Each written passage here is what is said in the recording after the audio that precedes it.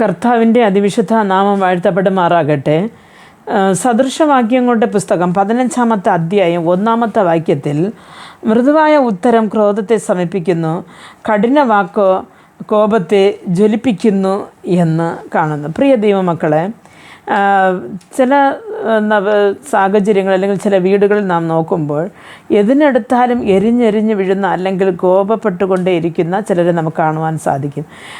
ഭാര്യയോ മക്കളോ എന്തു പറഞ്ഞാലും അത് ഗ്രഹിക്കാതെ അവരോട് അതിന് പകരമായിട്ട് ദേഷ്യത്തിൽ സംസാരിക്കുന്നത്, മക്കൾ നന്മ പറഞ്ഞുകൊണ്ട് വന്നാലും ദേഷ്യപ്പെടുന്നവർ, അതേപോലെ തന്നെ എന്തിനെടുത്താലും ഏത് കാര്യത്തിനും അതിനൊരു സമാധാനമായ ഒരു വാക്ക് പറയാതെ കോപത്തിൽ ആൻസർ പറയുന്നത്. അപ്പോൾ അങ്ങനെ ഒരു ദേഷ്യപ്പെട്ട് ആൻസർ പറഞ്ഞുകൊണ്ടിരിക്കുമ്പോൾ ആ ഒരു ക്രോധം കൊണ്ട് ആ വീട്ടിൽ എപ്പോഴും ശണ്ടകളും പിണക്കങ്ങളുമാണ് ഉണ്ടാകുന്നത്. പക്ഷേ ഇവിടെ പറയുന്നത് മൃദുവായ ഉത്തരം ക്രോധത്തെ ശമിപ്പിക്കുന്നു എന്ന്.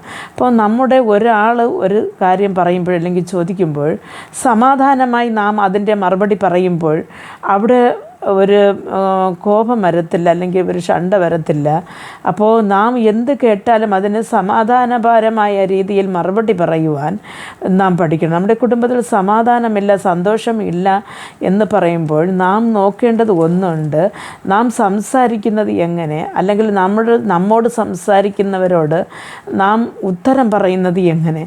ആ ഒരു മൃദുവായ ഉത്തരം ഹൃദയത്തെ തണുപ്പിക്കുകയും ഷണ്ടകളെ കുറയ്ക്കുകയും കുടുംബത്തിൽ സമാധാനം വരുത്തുകയും ചെയ്യും. പ്രാർത്ഥിക്കുക.